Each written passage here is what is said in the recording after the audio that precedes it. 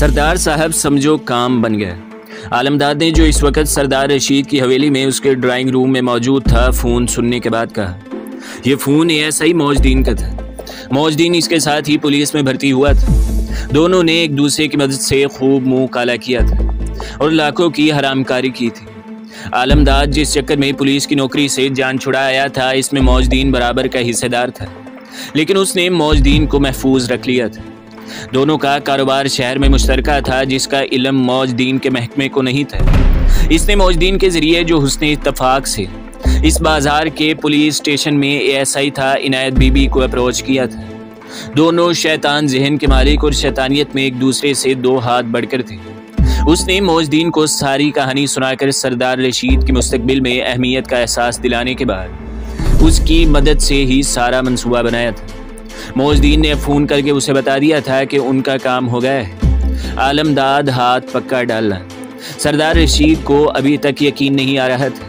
सरदार रशीद साहब, मेरा आपका 8 साल का याराना है। आज तक आलमदाद ने कौन सा हाथ कच्चा डाला है? माजी में कभी मेरी वजह से आपको जिक्र नहीं उठानी पड़ी, ना ही मुस्तकबिल में कभी ऐसा होगा।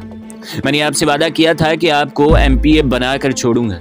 इन शाहों की बदमाशी अब इस इलाके में नहीं चलेगी और मैं बहर सूरत अपना वादा पूरा करूंगा। आलमदाद ने बड़ी मक्कारी से जवाब दिया। आलमदाद, हम भी यारों के यार हैं, कभी तुम्हें अकेला नहीं छोड़ेंगे।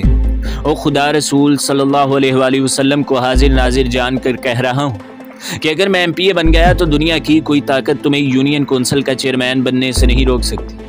सरदार रशीद ने भी गर्दन फुलाई। सरदार साहब, हमने भी किसी मर्द से ही याराना किया है। अगर फ़ायदे ही लेने होते तो अल्लाह के फजल से किस बात की कमी है?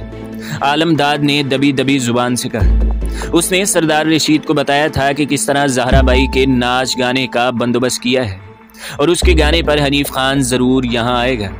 मुझे क्या करना होगा? सरदार रशीद ने अपने मुशीर ख़ास से सरगोशी के अंदाज में पूछा। छोटे सरदार साहब को मंगनी की दावत देने के लिए नत्थू खान के यहाँ भेज दीजिए और इस बात का ख्याल रहे कि हनीफ खान का वहाँ मौजूद होना ज़रूरी है।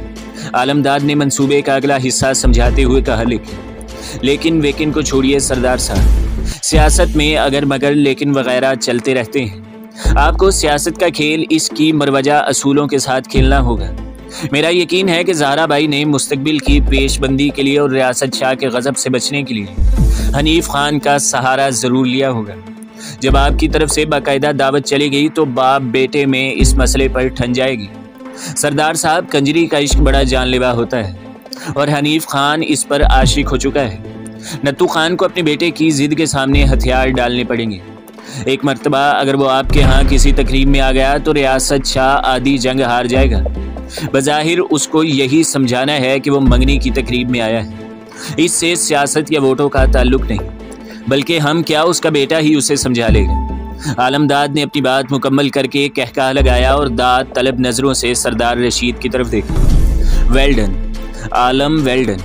सरदार रशीद ने मुंह से बेसाख्ता निकाला। उसने अपने छोटे भाई सरदार मुरीद को वहीं बुलाकर सारा मंसूबा समझा दिया था। आलमदाद ने उन्हें इस बात की बतौर ख़ास तलकीन की थी कि सियासत में किसी बात का गुस्सा नहीं किया जाता। सरदारी आन बान को कायम रखने के लिए भी ज़रूरी है कि MPA की सीट हासिल की जाए, जिसके लिए हमें नत्थू खान और रियासत शाह के दरमियान बदगुमानी पैदा करनी है। कोई बात नहीं चाचा, सरदारी तो कहीं भागी नहीं जा रही, लेकिन MPA की गद्दी अगर हाथ से निकल गई तो फिर जाने कितना इंतज़ार करना पड़ेगा। सरदार मुरीद ने हंसते हुए कहा और तीनों कहके लगाकर हंस दिए। अगले रोज़ सरदार मुरीद आलमदाद और इलाके के 3-4 और मुअज़्ज़िज़ीन को साथ लेकर अपनी पजारों में नत्थू खान के गांव की तरफ जा रहे थे। सरदार मुरीद की इलाके के 3-4 मुअज़्ज़िज़ीन के साथ आमद नत्थू खान के लिए इसलिए अचंभे की बात थी कि सरदारों को ये इल्म हो चुका था कि नत्थू खान ने फजल शाह से हाथ मिला लिया है और अगले इंतखाबात में वो ज़रूर रियासत शाह की हिमायत करेगा। इसके दोस्त और दुश्मन दोनों उसकी इस आदत से भी आगाह थे कि नत्थू खान जुबान का मर्द है। इसने जो कह दिया वही करके दिखाएगा और एक मरतबा जुबान देने के बाद इस बात के इम्कानात ना होने के बराबर हैं कि वो अपनी जुबान से फिर जाए। लेकिन इस बात का हक तो हर वक्त दूसरी पार्टी के पास मौजूद था कि वो इससे राब्ता करके उसके ख्यालात बदलने की कोशिश करे और यूं भी अपनी रिवायात के मुताबिक वो घर आए दुश्मन को भी वापस नहीं लौटा सकता था। ये तो इसके दुश्मन भी नहीं थे। इस बात में कोई शक नहीं कि सरदारों का भी इस इलाके के बहुत से मुअज़्ज़िज़ीन की तरह वही धंधा था जिससे नत्थू खान बंधा था, लेकिन ऐसा आज तक नहीं हुआ था कि उनके मफादात आपस में टकराए हों या कभी उन्होंने नत्थू खान के लिए कोई मसाइल पैदा किए हों। वो अपने इलाके में काम करते थे और नत्थू खान अपने इलाके में। दोनों के दरमियान एक खामोश और शरीफाना मुआहदा मौजूद था जो वो एक दूसरे के काम में मुदाखलत नहीं करेंगे। अपने डेरे पर नत्थू खान और हनीफ खान दोनों ने मेहमानों का इस्तकबाल किया। एक दूसरे से हाल अहवाल दरियाफ्त करने के बाद गुफ्तगू का आगाज़ आलमदाद ने ही किया, क्योंकि वही ये ऐसा मास्टरमाइंड उन लोगों में मौजूद था जिसने सारा मंसूबा बनाया था। नत्थू खान इस इलाके के सारे मकीन आपस में भाई हैं। हमारे यहाँ कोई सियासी लड़ाई झगड़ा नहीं हुआ। मेरे ख्याल से हर शख्स को इस बात का हक हासिल है कि इंतखाबात में वो किसी की हिमायत करे या मुखालफत। तुम्हें इल्म होगा कि सरदार रशीद के बड़े बेटे की मंगनी हो रही है, क्योंकि सरदार साहब का ये पहला खुशी का मौका है। इसकी ख्वाहिश है कि इस खुशी में बरादरी और इर्द गिर्द के सारे देहातों के लोग भी शिरकत करें। हम सरदार साहब की तरफ से उनके बेटे की मंगनी में शिरकत की दावत लेकर आए हैं, क्योंकि अपनी बरादरी के तुम ही सरदार हो। इसलिए सरदार साहब की भी और हमारी भी यही ख्वाहिश होगी कि तुम अपनी बरादरी के साथ इस खुशी के मौका पर ज़रूर शिरकत करो। आलमदाद ने अपनी बात मुकम्मल करके दाद तलब नज़रों से सरदार मुरीद की तरफ देखा, जिसकी घनी मूंछों के नीचे छुपे होंठों पर मुस्कुराहट सांप की तरह रेंग रही थी। हाँ भाई नत्थू खान, ये मकसद ऐसा है कि इसमें हम सब शरीक होंगे। सरदार साहब के घर पहली बड़ी खुशी है और हमारी सबकी भी ख्वाहिश यही है कि इसमें शिरकत करें। चौधरी गुलाम नबी जो इसके साथ वाले गांव का नंबरदार था, आलमदाद की हाँ में हाँ मिलाई। आलमदाद भाई, मुझे आने में क्या एतराज़ होता, हमारी कोई सरदार साहब से दुश्मनी तो नहीं है, लेकिन तुम जानते हो कि मैंने अगले इलेक्शन में रियासत शाह की मदद की हामी भर ली है और सरदार इसके खिलाफ इलेक्शन में हिस्सा ले रहा है। इस तरह खामखा कोई गलत फहमी पैदा ना हो जाए, क्योंकि हम जुबान के बंदे हैं और आज तक हमने इस इलाके में सिर्फ इज्जत ही कमाई है। देखो नत्थू खान, हम भी बरादरी वाले लोग हैं। सरदार मुरीद अपने साथ हम लोगों को इसलिए लाया है कि तुम कम से कम हमारी ही शर्म रख लो। सियासत गई बाढ़ में। हमारे इलाके में कौन सी ऐसी शादी हुई है जिसमें नज़दीक के देहातों के लोग शरीक न हुए हो। नत्थू खान, तुम्हें कम से कम हमारी यहाँ आने की लाज ही रखनी चाहिए। अगर सरदार मुरीद ने कह ही दिया है तो तुम हाँ कर दो। क्यों बेटा हनीफ खान? इस मरतबा निशाना ताक कर नंबरदार रंगली ने तीर चलाया और ऐन निशाने पर लगा। हाँ अब्बा, मेरे ख्याल से इसमें कोई एतराज़ वाली बात तो नहीं है। हनीफ खान के तो दिलो दिमाग पर ज़ारा बाई सवार थी। इसके लिए तो जैसे अंधे को अचानक दोनों आंखें मिल गई थी। अगर इन लोगों की तरफ से दावत न मिलती तो वो न जाने उसे पलवाल जाने के लिए क्या क्या सवांग भरना पड़ता। वो कोई ऐसा आम सा देहाती भी नहीं था जिसे कोई यहाँ पहचान न सकता। नज़दीक दूर के दर्जनों देहातों में तो उसके बाप बेटे को बच्चा बच्चा पहचानता था। नत्थू खान को इसकी बात ने हिला कर रख दिया था। नंबरदार रंगली ने बड़ी होशियारी दिखाई थी और आलमदाद की घनी मूंछों के नीचे मुस्कुराहट छुपाए नहीं छुपती थी। इसने तो अपने थानेदार दोस्त की मदद से अंधेरे में ही तीर चलाया था, लेकिन ये तीर ऐन निशाने पर लगा था। हनीफ खान अभी बच्चा है रंगली, तुम नहीं समझते, अब हालात पहले जैसे नहीं रहे। मैं रियासत शाह को जुबान दे चुका हूँ, अगर इलेक्शन के बाद ये तकरीब होती तो मुझे कोई एतराज़ नहीं था। नत्थू खान ने कदरे तलखी से कहा।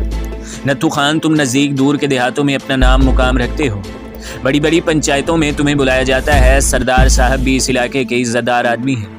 उनके बेटे की मंगनी की तकरीब में तुम्हारा मौजूद ना होना बड़ी अजीब सी बात होगी। पलवाल की बड़ी बड़ी पंचायतों में तुम्हें बुलाया जाता है, फिर इस खुशी के मौके पर तुम्हारी गैर मौजूदगी की वजह समझ नहीं आती। देखो नत्थू खान, हमारे आने की शर्म रखो। हम 4 बंदे आ ही गए हैं तो हमें अब जलील न करो। आलमदाद ने फिर वार किया। हाँ अब्बा, चाचा ठीक कहता है, तुम्हें आखिर इसमें क्या बुराई नजर आती है? इस मरतबा फिर हनीफ खान ने मुदाखलत की। चुप कर जाओ, जुबान बंद कर अपनी। तू कहाँ से इतना सियाना हो गया कि बुरे भले की तमीज कर सके? तू क्या मुझसे ज्यादा अक्लमंद है? नत्थू खान ने अपने बेटे को डांट दिया। यही आलमदाद चाहता था। नत्थू खान, बस कर जा भाई, हम चले जाते हैं। हमें अपनी बेइज्जती गवारा है, लेकिन खुदा न करे हमारी वजह से बाप बेटे के दरमियान कोई तलखी हो। आलमदाद ने बड़ी मक्कारी से अगला हमला किया। नत्थू खान, तुझसे ये उम्मीद नहीं थी, कम से कम 30 साल की यारी की शर्म ही रख लेता। तेरे बुरे भले वक्त में काम आए हैं, कभी तुझसे मुंह नहीं मोड़ा। आज तो हमारे कहने पर पुलवाल नहीं जा रहा। अच्छा भाई, तेरी मर्जी, लेकिन याद रखना तुझे भी कल कला अपने बेटे को ब्याहना है और तेरी बिरादरी के सारे बड़े पुलवाल जा रहे हैं। उन्होंने सरदार साहब की दावत में जाने की हामी भर ली है। नत्थू खान अपनी जिद छोड़, अच्छी बात नहीं है ये। इसने आलमदाद की तरफ देखकर आंख मारी। आलमदाद उसका मतलब अच्छी तरह समझ गया था। चलो भाइयों, ये दिन भी देखना था हमें, उसने उठते हुए कहा। अच्छा नत्थू खान, जैसे तेरी मर्जी भाई, हम तो चाहते थे कि भाईचारे की फिजा बनी रहे और हम एक दूसरे की खुशी गमी में शिरकत करते रहें। अब अगर रियासत शाह ने तुझे इतना बड़ा सियासतदान बना दिया है कि तू अपनी बिरादरी की बात ही नहीं मान रहा है, तो तेरी मर्जी में है। चाचा, मैं समझा लूँगा अब्बा को, तुम लोग मुतमईन हो जाओ, हम ज़रूर आएंगे। भाड़ में जाए ऐसी सियासत और इलेक्शन, देखा जाएगा, जब वो वक़्त आएगा हम आएंगे ज़रूर। हनीफ खान ने अचानक ही कहा और नत्थू खान भौंचका कर रह गया। इसके पास अब हाँ या ना की गुंजाइश ही नहीं रह गई थी। हनीफ खान ने उसे अजीब मुखमसे में फंसा दिया था। जीता रह बेटा, अल्लाह तुझे लंबी उम्र दे। हमारे यार ने तो यारी की शर्म न रखी, तूने हमारी लाज रख ली। नंबरदार रंगली ने इसकी कमर ठोंकते हुए कहा। सब लोग उठकर खड़े हो गए। वो नत्थू खान की मजीद कोई बात सुने बगैर इससे इस तरह मुसाफा कर रहे थे जैसे ये बात इसके बेटे की बजाय नत्थू खान के मुंह से निकली हो। और नत्थू खान होंकों की तरह कभी उनका और कभी अपने बेटे का चेहरा देखने लगा, जो बारी बारी उन सब से बगलगीर होकर उन्हें रुखसत कर रहा था। रियासत शाह के असाब पर यह खबर बम के धमाके की तरह फटी थी। इस 2 टके की कंजरी की यह हिम्मत के हमारे दुश्मनों के डेरे पर जाकर नाच गाना करे। मैं देखूंगा ये कैसे होता है, इसने गुस्से से खोलते हुए कहा। फजल शाह और नज़ीर मोची उसके पास ही बैठे थे और नज़ीर मोची ने उन दोनों के सामने शहर के सारे वाक़यात बयान कर दिए थे। ओए, तू उसे लेकर क्यों गया था उसके डेरे पर? कुत्ते के पिल्ले, बहुत अक्लमंद बनता है तू। इस मरतबा रियासत शाह नज़ीर मोची पर बरस पड़ा था, जिसके लिए ये कोई अनहोनी सूरत हाल नहीं थी। वो अपनी चरब जुबानी से ऐसे मुतअद्दिद मौके पर शाह साहिबान को गुच्चा दे चुका था। शाह जी, मेरी अर्ज़ तो सुन ले मेरे बादशाह। अगर गुलाम का कसूर निकले तो इस पर दही डालकर कुत्ते छुड़वा देना। मेरे बादशाह, अगर मैं उसकी निगरानी न करता तो इस बात का इल्म मेरी सरकार को किस तरह होता है? मैं तो आपके दस्तरखान का कुत्ता हूँ। मेरे शाह जी, मुझे आपके मफादात की हर वक्त फिक्र रहती है मेरे बादशाह। अब हम कोई अप्पा यानी इलाज कर सकते हैं, अभी वक़्त है। अगर वक़्त के बाद इल्म होता तो फिर हम क्या कर लेते? मेरे बादशाह, समझ गए आप? नज़ीर मोची ने अपनी ज़ुबान चलाई। हाँ भाई साहब, नज़ीर का क्या कसूर? इसकी वजह से तो हमें बात का इल्म हुआ है। मैंने खुद ही तो इसे चिपकाया हुआ है हनीफ खान के साथ आपके हुक्म पर। फजल शाह ने इसकी हाँ में हाँ मिलाई। कहता तो साला ठीक ही है, पर यह हुआ कैसे हुए? रियासत शाह ने बेवकूफ़ों की तरह इसकी बात पर साद किया। शाह जी, होना क्या था? हमें क्या इल्म था कि नत्थू खान का डकेट बेटा आशिक मिजाज भी है? ऐसे लोगों के लिए औरतें आनी जानी चीज़ हैं। लेकिन खुदा जाने उस ज़हरा बाई ने एक ही रात में उस पर क्या जादू फूंक दिया जो ये इसके पीछे दुम हिलाता फिरता है। कुछ भी हो फजल शाह, अव्वल तो उनका नाच गाना ही पलवाल में होने ना दिया जाए। अगर ऐसा हुआ भी तो नत्थू खान वहाँ ना जाने पाए। तुम नहीं जानते इस सरदार के बच्चे को। उसके बुजुर्ग ज़रूर सीख रहे हों, लेकिन वो बुनिये से ज़्यादा मक्कार है। इसने बहुत सोच समझ कर ये चाल चली है। और हाँ, तुम्हारे अंदर भी कोई आस्तीन का साम मौजूद है। ज़रूर इसने किसी से भेद लिया है कि तुमने ज़हरा बाई के ज़रिए हनीफ खान को काबू कर रखा है। मेरी बात समझे कि नहीं? रियासत शाह ने कहा। ये बात तो दिल को लगती है शाह जी। वाकई सोचने की बात है, आखिर सरदारों को किसने ज़हरा बाई तक पहुँचाया है? इस बाज़ार में इससे बेहतर दर्जनों तवाइफें मौजूद हैं। आखिर उन्होंने उसका इंतखाब क्यों किया? नज़ीर मोची ने रियासत शाह के खदशात की तस्दीक की।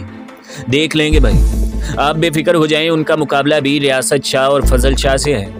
देखूंगा कि मैं ये सब कैसे होता है। फजल शाह ने अपनी मूछों पर उल्टा हाथ फेरते हुए कहा। फजल शाह, यह सरदार रशीद का पहला हमला है। अगर उसका वार कारी पड़ा तो हमें गिरा जाएगा। पहले हमले ही का मुंह तोड़ जवाब मिलना चाहिए। रियासत शाह ने कुछ सोचते हुए कहा। शाह जी, आप मुतमईन हो जाएं, जब तक आपका ये गुलाम मौजूद है कोई चाल आपके खिलाफ कामयाब नहीं होने देगा। नज़ीर मोची ने चमचागिरी का मुजाहरा किया। ज़्यादा टर्टर न किया करो, 2 कोड़ी का काम नहीं करता। अगर तू इस काबिल होता तो ये नौबत ही क्यों आने देता? रियासत शाह ने कमरे से निकलते हुए उसे लिताड़ा। अब वहाँ फजल शाह और नज़ीर मोची रह गए थे। नज़ीर, एक बात याद रखना, जिस रोज़ सरदार रशीद इलेक्शन जीत गया, अगले दिन वो सारी फाइलें खुल जाएंगी जो हमने पुलिस को कहकर दबा रखी हैं। और तू जानता है कि लड़की के अगवा का केस कितना ख़तरनाक होता है। तूने पुलिस के 2 जूते नहीं खाने और ये भी बक देना है कि तूने उसे कहाँ ले जाकर फ़रोख्त किया है। मेरी बात समझ गए हैं ना? तेरी बका भी रियासत शाह की कामयाबी में है और मेरी भी। मैं भी तभी यूनियन कौंसिल का चेयरमैन बन सकूंगा नज़ीरे। एक मर्तबा अगर मैं यूनियन कौंसिल का चेयरमैन बन गया ना, तो याद रखना इर्द गिर्द के 50 देहात फिर हमारे होंगे और तेरे लिए तो वहाँ बहुत माल मौजूद होगा, है ना? फजल शाह ने सिगरेट का कश लगाकर धुआं इसकी तरफ उछालते हुए कहा, शाह जी आप माई बाप हैं, हम कमी कमीनों की इज्जत आप ही के दम कदम से है और फिर आपकी खिदमत में ही तो। हमारी बात छोड़ दे, समझा कि नहीं? हम तो अपना आप बचा लेंगे किसी न किसी तरह नज़ीरे। हाथी मुर्दा भी हो तो 1.25 लाख का होता है। गुज़श्ता 30-35 साल अगर इस गांव में पुलिस दाखिल नहीं हुई तो आइंदा भी ऐसा नहीं होगा। तू बस अपनी फिक्र कर और ऐसे हालात न पैदा होने देना कि बड़े शाह साहब इलेक्शन हार जाएं। नज़ीरे, इस इलेक्शन में दोनों तरफ से अगर कोई पार्टी नुमाया किरदार अदा करेगी तो वो नत्थू खान है। जिस तरफ वो झुक गया वही पलड़ा भारी पड़ेगा और वो झुकेगा हमारी तरफ, वरना हम। फजल शाह ने उसकी बात काट कर अपनी बात अधूरी छोड़ दी। शाह जी एक तरकीब मेरे जहन में आई है। नज़ीर मोची के जहन में अचानक ही एक कोंदा सलपका था। क्या? फजल शाह ने बेकरारी से पूछा। अगर आप इस मुजरे से 1 रोज़ पहले ही नत्थू खान को यहाँ ले आए किसी भी बहाने से और इलेक्शन मुहिम में मसरूफियत के बहाने 1-2 दिन यहीं उलझाए रखें तो वो पलवाल नहीं जाएगा। नज़ीर मोची ने तजवीज़ पेश की। बात तो तेरी ठीक है नज़ीरे, फजल शाह ने सोचते हुए कहा, लेकिन उसका बेटा कहीं वो। फजल शाह अभी तक मशकूक था। शाह जी पहले एक काम तो होने दें, उसे भी देख लेंगे। मैं कोशिश करूंगा ये मुजरा ही ना होने पाए, ज़हरा बाई वहाँ जा ही ना सके। नज़ीर मोची ने चिढ़ते हुए कहा, तुम कोशिश नहीं करोगे, ऐसा होना चाहिए। और हाँ, तुम कल ही नत्थू खान को शाह साहब की तरफ से पैगाम पहुँचा दो कि अगले रोज़ हम इलेक्शन से मुतल्लिक़ खुसूसी मीटिंग कर रहे हैं जिसमें बाप बेटे की मौजूदगी ज़रूरी है। फजल शाह ने कहा, ठीक है माई बाप। अगले रोज़ वो रियासत शाह का पैगाम लेकर जब नत्थू खान के डेरे पर पहुंचा तो हवेली में नत्थू खान मौजूद नहीं था। उसके बेटे हनीफ खान ने नज़ीरे का इस्तकबाल किया। यार एक आध मुलाकात आज कल में और नहीं हो सकती। हनीफ खान ने इसका हाल अहवाल दरियाफ्त करने के फ़ौरन बाद ही अपनी फरमाइश डाल दी। नज़ीर मोची तिलमिला कर रह गया। इसने अंदाज़ा लगा लिया कि इस मजनू पर हवस का भूत कुछ ज़्यादा ही सवार हो गया है और ये तमाम मुसलहतें एक तरफ रख कर ज़रूर पलवाल पहुँचेगा, ख्वाह इसको अपने बाप से क्यों ना टकराना पड़े। नज़ीरे की जान बड़े अजाब में फंस गई थी। फजल शाह ने उसके कंधे पर जो बोझ लाद दिया था, इसने नज़ीर मोची की कमर धरी कर दी थी। इसने कच्ची गोलियां नहीं खेली थी। इस बात में कोई शक नहीं कि फजल शाह एक तरह उसके हर जुर्म में बराबर का शरीक था, क्योंकि इसने इर्द गिर्द के देहातों से जितनी लड़कियों को अगवा करके बाज़ार हुस्न तक पहुँचाया था, उनमें से कोई ऐसी नहीं थी जिसे सबसे पहले इसने फजल शाह के बिस्तर की जीनत न बनाया हो। गो के इसने ये सारी हरामकारियाँ हिफ्ज़ मा तकद्दुम के तौर पर की थी और फजल शाह की हवस की आग गुज़श्ता 10 साल से मुसलसल बुझाता आ रहा था, लेकिन उसकी जान बचाने के लिए ये सब कुछ काफ़ी नहीं था। ऐन मुमकिन था कि अगर रियासत शाह इलेक्शन हार जाता और पुलिस दबे हुए केस दोबारा खोल देती तो फजल शाह उसे पहचानने से भी इनकार कर दे। कम अज़ कम नूरपुर गांव से उसने हाल ही में जिन लड़कियों को वरगला कर अगवा किया और फिर उसे इनायत बाई के ज़रिए मुल्क के एक बड़े शहर के बाज़ार हुस्न तक पहुंचा दिया था, इसके मकीन इसकी ज़रूर तिक्का बोटी कर डालते। इसने यहाँ बसने वाली एक गरीब कौम की बेटी के साथ जुल्म किया था और यह फजल शाह ही था कि जिसने नूरपुर के इन गरीबों को मकामी चौधरियों की मदद से दबा रखा था, वरना वो तो शहर में जुलूस लेकर जा रहे थे कि मकामी थानेदार मुलजिम को गिरफ्तार नहीं कर रहा, जबकि उन्होंने अपनी लड़की के अगवा का पर्चा दर्ज करवाते हुए उसमें नज़ीर मोची को मुलजिम नामजद किया था। आजकल तो यूं भी मुल्क में स्पीडी कोर्ट्स चल रही हैं और ऐसे केस अमूमन खसूसी अदालतों में भी जाते हैं। नत्थू खान के गांव की तरफ आते हुए वो चश्मे तसव्वुर में जब खुद को टिकटिकी से बंधे देखता है और सोचता कि किस तरह कोड़े इसकी कमर पर बरस रहे हैं, तो इस पर इस तसव्वुर ही से लर्जा तारी होने लगता है। तो दोस्तों, अगली किस्त देखने के लिए हमारे चैनल को सब्सक्राइब करें, वीडियो को लाइक करें और बेल के आइकन को भी दबा दें ताकि हर जो आने वाली वीडियो है वो आपको सबसे पहले मिलती रहे।